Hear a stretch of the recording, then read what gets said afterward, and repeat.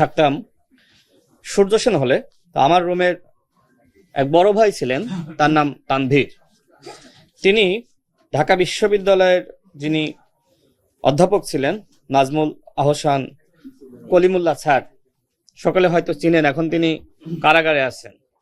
তার যে প্রতিষ্ঠান ছিল জানিপপ, সেখানে কাজ করতেন, ঊর্ধ্বতন কর্মকর্তা ছিলেন। তো আমি তার কাছ থেকে জানার চেষ্টা করতাম যে আসলে আপনারা কি কাজ করেন। তিনি আমাকে একদিন বললেন যে আসলে আমাদের কাজ বলতে নির্বাচনের সময় কিছু স্বেচ্ছাসেবক তাদেরকে ভাড়া করা এবং বিভিন্ন সেন্টারে পাঠানো, ওই দিনের জন্য 2000 বা 1500 টাকা তাদেরকে দিতে হয়, এবং সর্বশেষ শেখ হাসিনার পক্ষে আমাদেরকে রিপোর্ট করতে হয়। এবং এই জানিপপ কি করেছে আপনারা সবাই জানেন। শেখ হাসিনার পক্ষে, শেখ হাসিনার অধীনে নির্বাচন সুষ্ঠু হয়েছে, সেটার পক্ষে সবসময় বক্তব্য দিয়েছে, রিপোর্ট করেছে।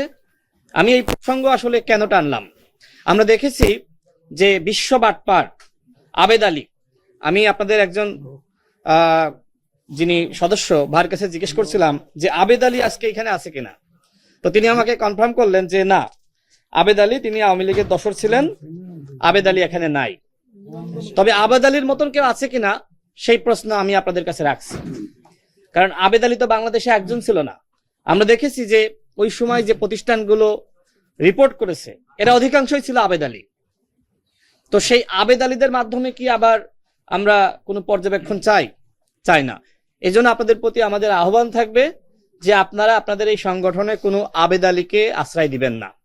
আমরা দেখেছি যে এই সর্বশেষ নির্বাচনে ইলেকশন মনিটরিং ফোরাম এবং সার্ক মানবাধিকার ফাউন্ডেশন লীগকে ফিরিয়ে আনা যায় সেই চক্রান্তে কিন্তু লিপ্ত হয়েছে।